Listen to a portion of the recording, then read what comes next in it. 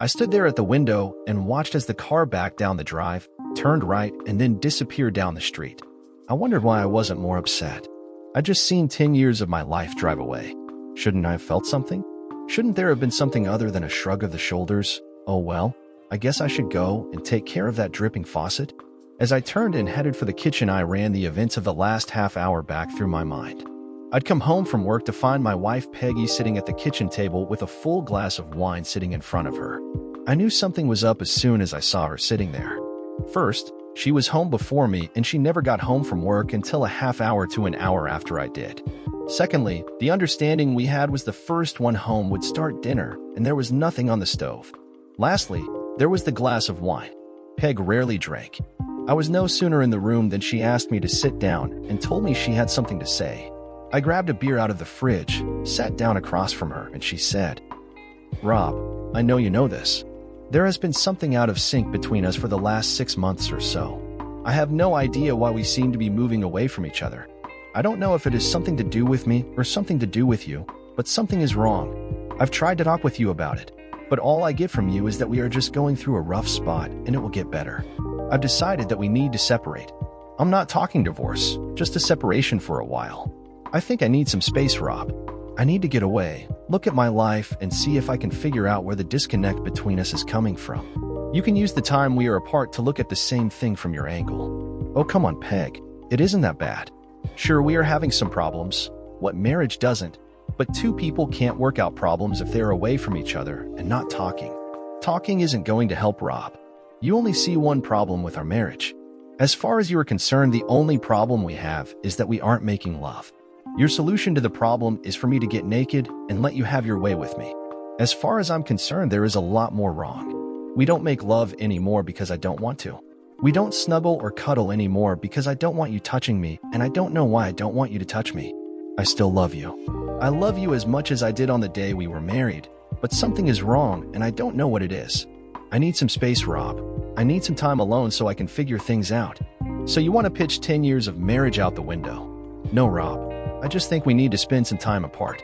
I've already packed my stuff in my car. I'm going to stay with my sister until I can find me a place. I'll call you once a week to keep in touch." She stood up and said, "I have to go." I told Mary that I'd be there by 7.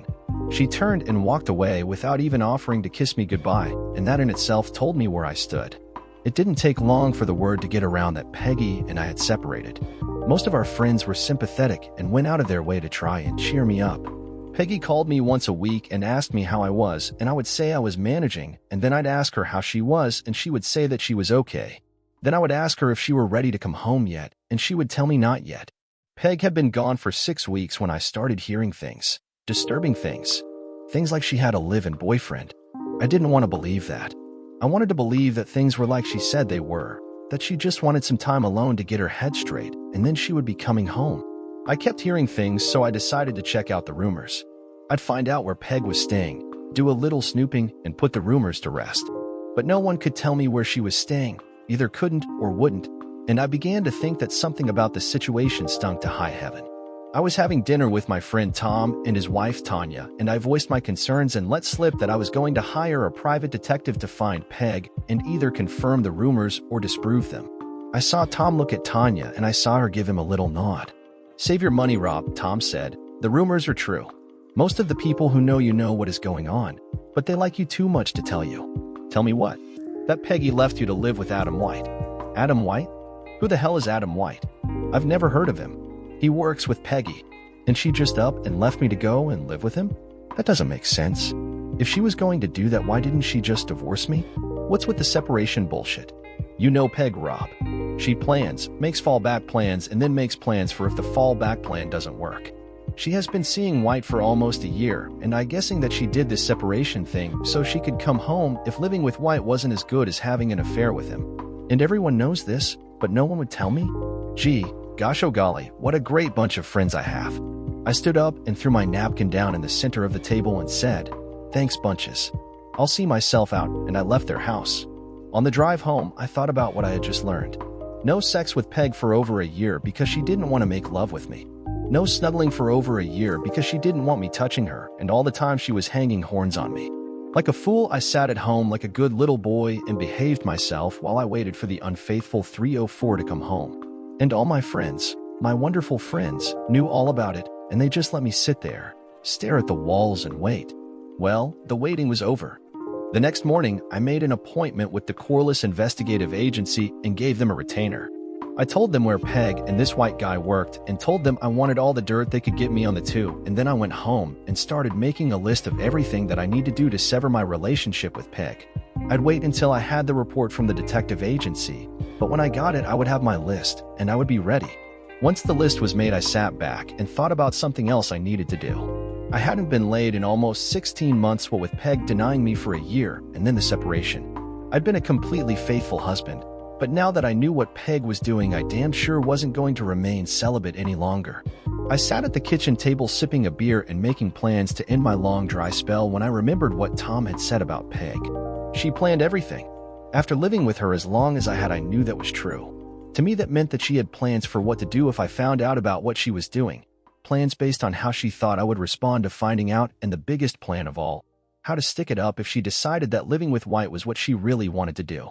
I could see her having me watched so that if I went out and dipped my wig, she would be able to use it against me in a divorce. All of a sudden, the list I had made was worthless because she might have planned for my reacting that way. It was back to the drawing board, and a new list took shape, and as it took shape, I saw that a lot of what I wanted to do would have to be done right away and not left until the last minute. And there were some things that I could do that would stick it up Peg's bum and make her bleed. I smiled at the thought and wondered if she had a plan for when something like that happened to her. The next morning, I went to my bank to deposit my paycheck, and while I was there, I checked on the safe deposit box that Peg and I had there. I saw from the sign-in log that Peg seemed to check the box at least once a week, and when I saw that, I knew she was keeping track of me and that at the first sign that I was onto her, she would pounce. I thought about that for a minute, and then I took the 5 certificates of deposit from their plastic envelopes and went upstairs and used the bank's copy machine to copy all 5, and then I went and put the copies back in their envelopes and put them back in the box. Unless Peg took the CDs out of the envelopes to check them, she would never know about the switch. Then, since I knew that Peg was checking up on me, I took my passport from the box and casually mentioned to the woman from the bank as she put the box back in its slot that I was going down to Mexico on a fishing trip. I left the bank with the 5 CDs in my pocket. I normally was into the bank twice a week on the average, and each visit I would cash in 1 CD, pay the early withdrawal penalty, and then hide the cash away when I got home. I wasn't a believer in credit cards as I thought you could get in trouble too easily with them, so the only ones I had in my name were an American Express, on which the full balance had to be paid when you got the bill, several gasoline company credit cards, and 1 Visa card with a low limit that was in my name only. Peg, on the other hand, had a good half-dozen credit cards in just her name, and some of them had high limits. I knew what the limits were because I paid the bills every month, and I made a list of the remaining account balances and set it aside. I would make sure that I paid the minimum payment on those cards to keep them in good standing. I sat down and made a list of all the things that I would like to have, and then I went online, and over the course of the next couple of weeks, I went on a spending binge using Peg's credit cards. When I bailed, she would be saddled with the credit card debt, and I intended to see that it was considerable. I updated my computer and got a new Dell with all the bells and whistles. I bought a Remington 700 on eBay and a whole bunch of other stuff like a digital camera and a state-of-the-art cell phone that did everything but cook my dinner. The house was Peg's. It had been left to her by her parents, so I would have no claim on it. But we had used it as collateral for an open line of credit when we put in the swimming pool and hot tub, and both of our signatures were on the account. We had paid off what we had borrowed, but the line of credit was still open. If I timed it right, I could draw on that line before she knew what I was doing. I had wondered why when she decided that we needed a trial separation, she packed up and left me in her house instead of asking me to leave. Now I knew. If I was still in the house, I would obviously be expecting her to come back. I would obviously see this separation as something that wasn't going to last. Next, I closed out my 401k at work, paid the penalty, and squirreled away the cash. Then I sat back and waited on the private detective's report. The one thing I couldn't figure out how to do was get my ashes hauled. I couldn't take the chance that Peg had someone watching me to see if I did go looking. I decided what I would have to do was leave town on the weekends to go on fishing trips. She knew that I loved to fish and that I went quite often, and she knew from the catches I brought home that I did actually go fishing, so I doubted that she would pay a private detective to follow me. No need for her to get too carried away, right? After all, Wasn't I stupid? Hadn't she been pulling the wool over my eyes for over a year?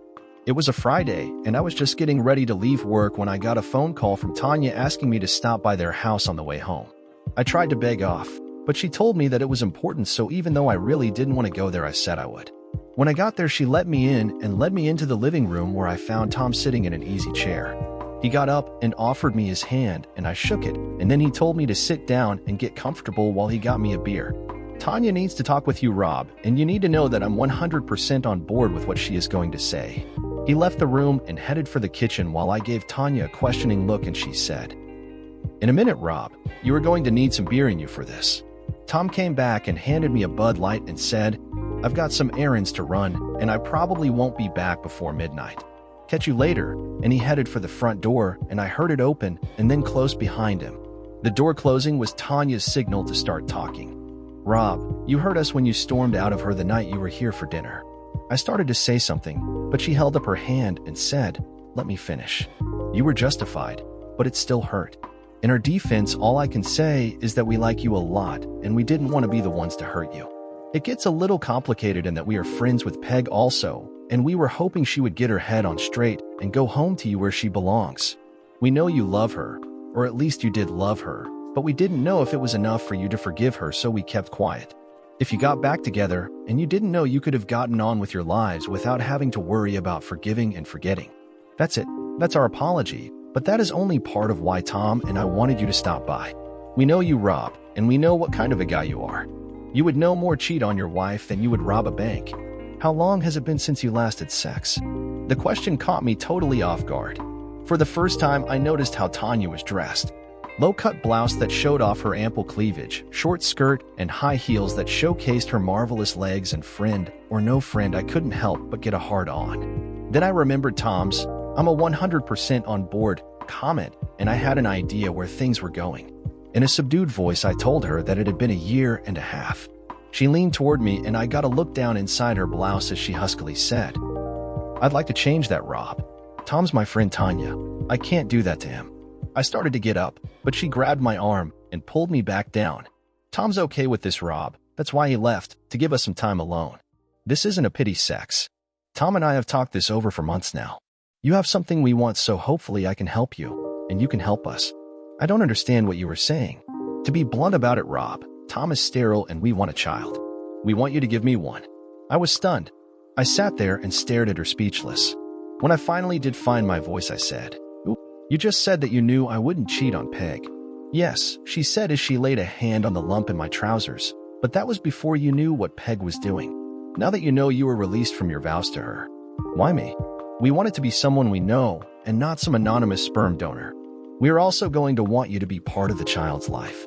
You will be the godfather and will always be around as Uncle Rob." "This doesn't make any sense, Tanya." "Of course it does. What if something happens to Tom and me? Who better to take care of the child than Uncle Rob? On the bad side, God forbid, what if the child needed a liver transplant or something like that? Could we find the anonymous sperm donor? And even if we did, would he help? If we got on a waiting list, how long would we have to wait to find a donor who would be a match? No, Rob, we've thought it through.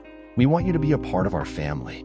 On the other side of the coin, are you going to tell me that you don't find me sexy?" She looked at me and started touching me and said, "This says you do?" And then she pulled me close to her and said, "There are benefits to being the father of my child, Rob. We will have to make love many, many times to make sure that I get pregnant. I won't limit you to just the days I'm most fertile. In fact, I won't even tell you when they are. It could take weeks, Rob, weeks and weeks, and you have been without for how long? We will help each other, Rob," she said as her lips closed around my neck. It had been a long time for me, and I knew that I wasn't going to last long. "Now we can go into the bedroom and do some serious baby making," Tanya said. All my reservations about what was happening had disappeared about the time when she gave me a bee job, so I got up and followed her into her bedroom. We watched each other undress, and then Tanya got on the bed and spread her legs wide. From what I've read, the hotter the sex, the more receptive the womb is to the invasion of sperm. No loving and tender shit, Rob. Make my blood rush, make me scream and beg and screw my brains out. She reached down and pulled and said, "Have sex with me. Breed me." I climbed on the bed and had an amazing sex. I felt it was much better than having sex with Peg. As soon as I came, Tanya grabbed a pillow and stuffed it under her bum to elevate herself so my sperm could flow down into her. Looking at her lying there, pushed up like that made my soft tool start to harden, and as I slipped into her for the second time, I was hoping that it wouldn't take so I could come back and do it again. Once more she stuffed the pillow under her bum when I pulled out of her, and then she said, I did Tanya one more time before I left to go home, and just before she let me out the front door she kissed me and thanked me for what I'd just done. I'd like to do it every day until I get pregnant, but Tom is used to making love 3 or 4 times a week, and even though he is okay with this, I won't give him sloppy seconds. Call me tomorrow, okay? I thought about what had just happened all the way home, and as I pulled into the driveway, it occurred to me that if Peg was having me watch, she would find out about my visits to Tom and Tanya's and notice that Tom left, but that I stayed for several hours after. The next morning, I called Tanya and explained my thoughts to her, but she told me not to worry, that no one would see Tom leave because he didn't. He went down to his basement workshop and stayed there until I left. That information gave me pause. It was one thing to make love to Tanya when Tom was gone, but could I do it if I knew he was in the house? Tanya must have known what I was thinking because she said, Don't worry, Rob. It will be okay. I promise. That afternoon, I got a call from Tom asking me to have a drink with him after work. Talk about awkward. Try sitting down with a guy you have known for 20 years, who is a good friend and whose wife you have just screwed with his knowledge. He must have known what I was thinking, so he cut right to it. I know this is awkward for you, Rob. Hell, buddy, it is awkward for me, but I have to talk with you about the situation we are in. First off, and I told you this when I left you and Tanya alone, I am 100% okay with it. I mean that, Rob, but that said, I have to tell you that Tanya didn't tell you the full truth. I know she told you about wanting a child and about me being sterile, but I also know that she didn't tell you the rest of it. To be blunt about it, buddy, I can't get it up. I haven't been able to make love to Tanya in over a year. My God, that is why she was so hot last night. She was playing catch-up. And her telling me that she didn't want to give Tom sloppy seconds was her way of covering for his inability. She didn't want me to know he was impotent because she didn't want me to think less of him as a man. Not that I would have, but she didn't know that. What a difference between her and Peg. Tanya put Tom first, even in difficult circumstances, while Peg thought only of herself.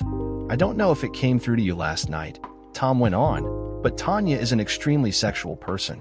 My not being able to perform was driving her up the wall. She has tried hard to hold it together, Rob, but sooner or later she was going to cheat on me. I know that seems harsh, but that is what would happen.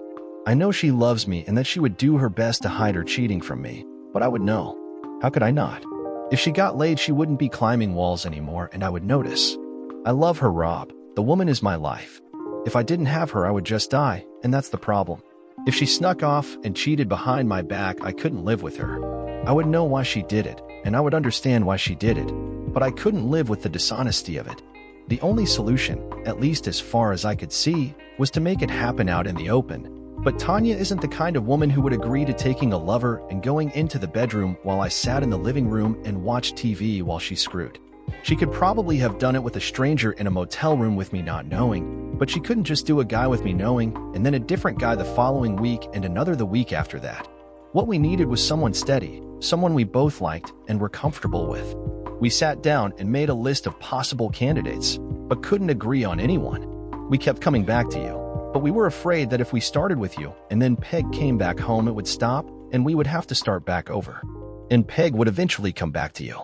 Everyone who knows Adam White knows that he is a dipshit a-hole, and Peg would soon find out and go home to you secure in the knowledge that you had no idea of what she had been doing. I have no idea why she thinks you were that dumb. I can only guess that she thinks you love her so much that the thought would never occur to you that she might be up to something. I had to chuckle at that. She pretty much read me right because that is just the way it went, and it was only because the separation was dragging on and on that I finally tumbled to the fact that something wasn't kosher. Well, you do know now, and I know, even if Peg doesn't, that now that you do know she is history. I know you won't take her back now under any conditions. That freed Tanya and me up so that we could approach you. Tanya and I want a child, Rob, and Tanya needs a steady sex life. And until the doctors can find and fix my problem, someone else is going to have to provide that sex life for her. I know it sounds silly to say this, but you making love to my wife is going to save my marriage. You just have to get comfortable with the idea that I know, and that I'm all right with it. I didn't know what to say. The whole thing was so off the wall that even though it had already happened once, I was still having trouble believing it. Tom stared down into his drink and then looked up at me and said, "It kills me not to be able to take care of my wife, Rob. But it would kill me if I lost her. I need you to do this for me, bud. I really do. Can I count on you? I stared at him for a few seconds and then nodded my head yes. Sunday, I had Tom, Tanya, and 3 other couples over for a barbecue, and when the other couples had gone, Tom went into the den and played on my computer while Tanya and I went up to my bedroom. By the time I was undressed, Tanya was lying on the bed and imploring me to hurry. My house, Tanya, and in my house and on my bed, we do it my way. I kept her legs up on my shoulders so gravity would help my little guys in their race to her core in search of her egg. After maybe 30 seconds, I told her to put a pillow under her bum, and then I let her legs down. Tanya looked up at me and said, "Peg walked away from this? The woman must be crazy or stupid." With that stroke to my ego, I just had to justify it, so I swung over her in a missionary position, and as she said, "No, Rob, I needed to do its job," I laughed and said, "If any is still there around the opening, it isn't going anywhere anyway." 5 minutes after that, I was driving deep into her for the second time. I saw that Tom knew what he was talking about when he said that Tanya was a very sexual person. She got a third time out of me before I walked her and Tom to their car. Tom shook my hand and Tanya kissed me on the cheek, and we all agreed that the day had been a success and that we should do it again sometime soon. Anyone watching would assume that we were talking about the barbecue. Monday afternoon, I met with John Abbott from the Corliss Agency, and as he handed me the report, he said, "I'm sorry. Every time I do one of these things, I hope it is all a simple misunderstanding and that nothing is going on, but there is no doubt here. Your fee also covers our court appearance on your behalf if what you decide to do goes to trial." I shook his hand and left his office, and on the drive home, I wasn't near as enraged as I thought I would be. It was probably because I had already accepted that it was true, and that by the time I got the report, I had settled everything in my mind. What was I going to do about the situation? Nothing that I had not already done. The only thing left for me to do was time the draw on the house line of credit so Peg wouldn't know about it until it was too late. I would see an attorney and get the papers drawn up, but I would hold off on having them served until I was ready. For the next 5 weeks, I saw Tom and Tanya 3 or 4 times a week, either at their house or mine. They let the word out that I was going through a rough patch and that they were spending time with me trying to cheer me up. I got my weekly phone call from Peg, but I stopped asking her how she was and when she would be coming home. Finally, I'd had enough. I wrote checks against the line of credit, and as soon as they cleared, I found an apartment, moved out of the house, and had Peg served with the divorce papers. They cited irreconcilable differences instead of adultery. I did it that way so that Peg wouldn't know that I knew about White. She would see it as my way of trying to push her into deciding to come home. She would call me, feed me a line of bullshit about how I was overreacting, and then she would probably suggest that we meet someplace for a drink and to have dinner where she would try and calm me down and talk some sense into me. I would agree to meet her, listen to her, and then tell her I would think about it. It would buy me several days for the line of credit checks to clear and for me to clean out the checking and savings accounts. It went just how I thought it would. First, the phone call telling me that I was being unreasonable, that there was no need for me to get attorneys involved. I told her that I was tired of the neither fish nor fowl situation. You don't want to be with me, so it is time for me to accept it and move on with my life. I agreed to meet her at Angelo's. It was the first time I'd seen her since she walked out on me, and she looked good. I was going to miss her. Strike that. I did miss her, since it was obvious to me that I did still love her. But even if she came back to me, I knew that there was no way I could ever live with her again. I didn't tell her that, though. Instead, I sat there and listened to her as she fed me a line of bullshit. She was seeing an analyst, and she was helping Peg understand blah, blah, blah, and Peg was making good progress, and all she needed was a little more time. I know it is hard on you, baby, but it is just as hard on me. Please, baby, please, just a little more time. I told her I would think on it and let her know. I waited 2 days, and then I called my attorney and told him it was time to go to step 2. He quashed the divorce papers and sent Peg a notice that the filing had been canceled. I got a call from Peg at work thanking me and telling me that I wouldn't regret it. I smiled knowing that I didn't regret it, but that she didn't know why. But she would soon find out. That night, I had dinner at Tom and Tanya's, and after dinner, Tanya and I retired to her bedroom, and as Tanya spread herself for me, she said, "Can we make love tonight instead of screwing? I'd like to make love to the father of my child." "Are you sure?" "Positive. The home test told me Tuesday, and the doctor confirmed it this afternoon. You are going to be a daddy." We only did it once that night, but it was a long, slow, and very satisfying session. When it was over, I told her it might be a while before I saw her again. I'm going to end the farce with Peg and White this week, and I may have to leave town for a while. Don't do anything too drastic, lover. I am going to need the father of my baby to be around. That would be Tom, sweetie. You need to start thinking like that. You know what I mean, lover. Just because I'm bred doesn't mean I'm not going to need you anymore. Adam White was a member of the Fraternal Order of Eagles, and since he had been elected Sergeant-at-Arms, he had never missed a meeting. He left that Wednesday's meeting in a good mood, as after talking to several of the more influential members, he believed he had a shot if he ran for higher office in the order. He was in that good mood when he got out of his car in the parking lot of his condo. He locked his car door, turned, and felt a blinding pain before everything turned black. He was found by a neighbor who called 911, and the paramedics who responded to the call rushed him to the emergency room at the hospital, where it was found that both of his arms and both of his legs had been broken, and there was damage to his genital area, so severe that both of his testicles had to be removed. He was in great pain when he opened his eyes and saw he was in a hospital room and discovered that he couldn't move. He had casts on his arms and legs and was in traction. He saw Peggy standing next to his bed with a horrified expression on her face before he faded out again. I wasn't there when it happened, of course, but I received a full description of what occurred when the man walked into the room, walked over to Peg, who was standing next to the bed and looking down at White. The man asked her if she was Margaret Olson, and when she said yes, he handed her some papers and told her she had been served. She looked confused as she opened the envelope and saw that she was being sued for divorce, only this time the grounds were infidelity. She looked at the word infidelity and then at the wreck lying on the bed in front of her, and her face lost all of its color and took on a horrified expression as she understood what it meant. She moaned, "Oh my God," and then she sat down on a chair and started crying. I stuck around long enough for the police to ask me where I was that night. It turns out that I was at a poker game that started an hour before the Eagles meeting and lasted until an hour after White was admitted to the hospital. Peg paid for my alibi, although she didn't know it. The guys were on my side and would have done it for free, but the object of the exercise was to stick it to Peg, so I used her credit to show my appreciation.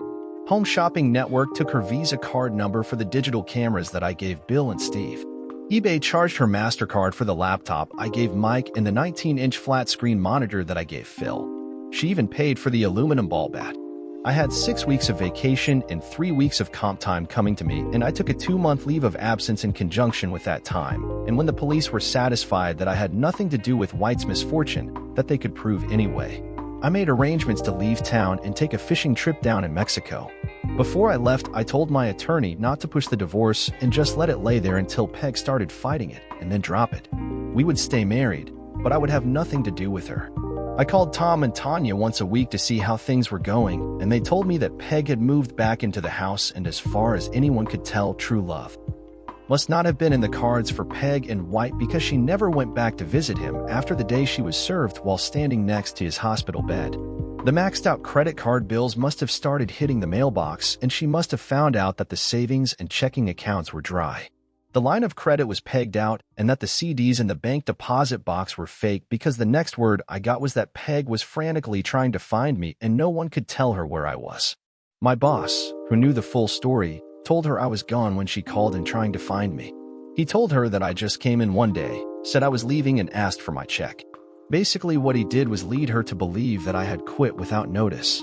He didn't tell her that, but he did lead her to believe it.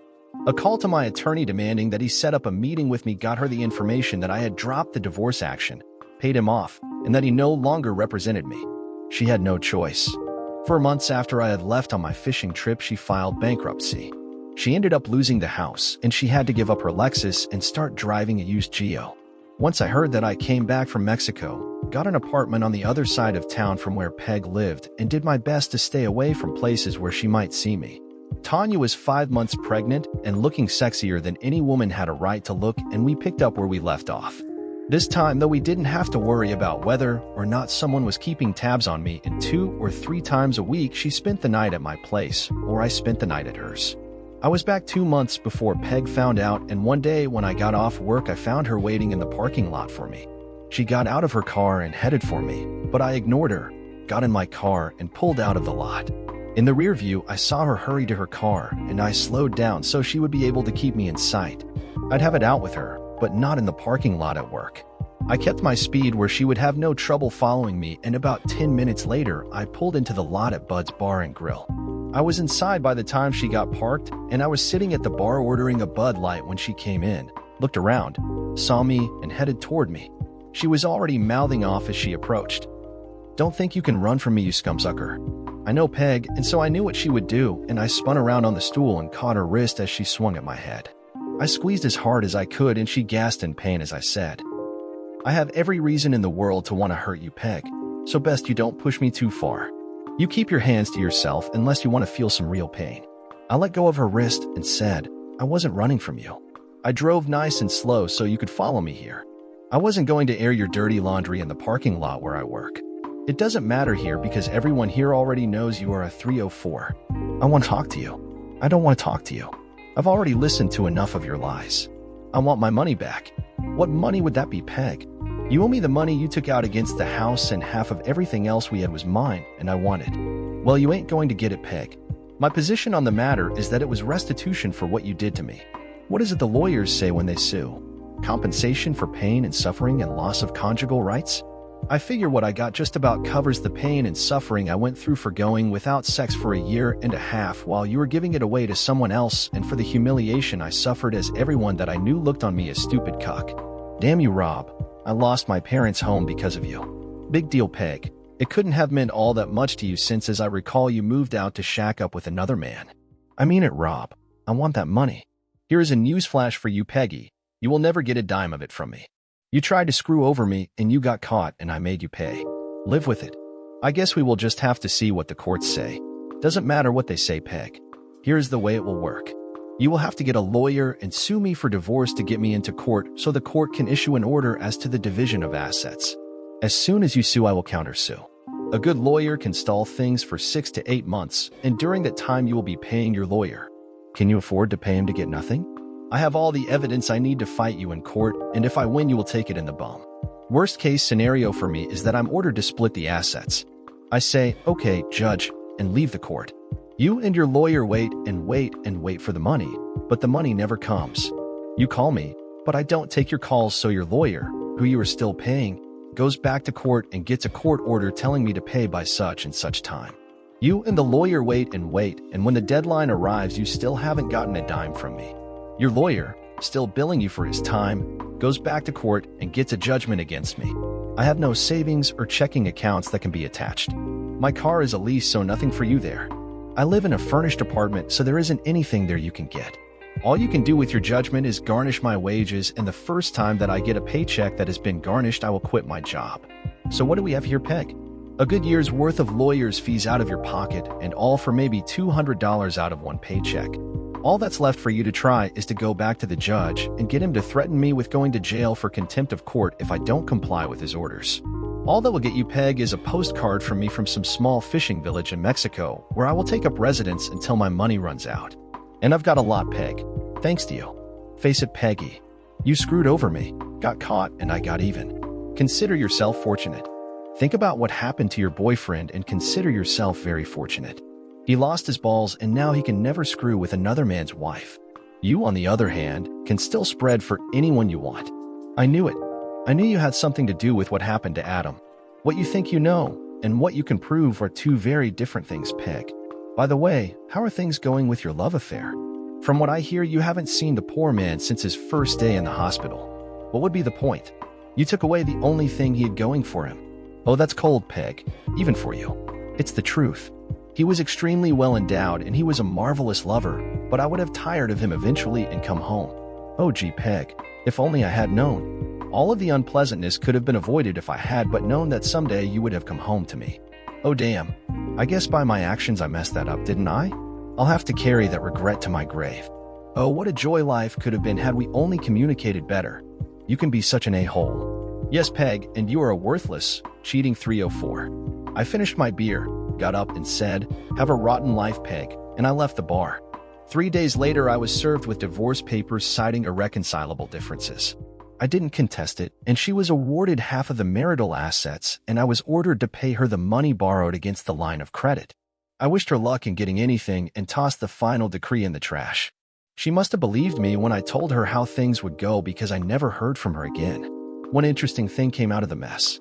Everyone was agreed that White was a dipshit a-hole, but even dipshit a-holes can have a friend or two, and one of White's was Peggy's boss.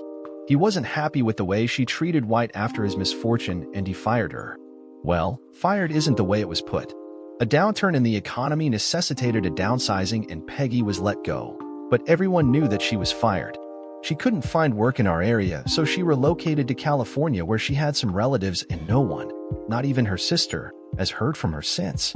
There is one more chapter to the story. It was a sad ending, but at the same time a glorious beginning. Tanya had a beautiful baby girl and Tom doted on her and spoiled her rotten.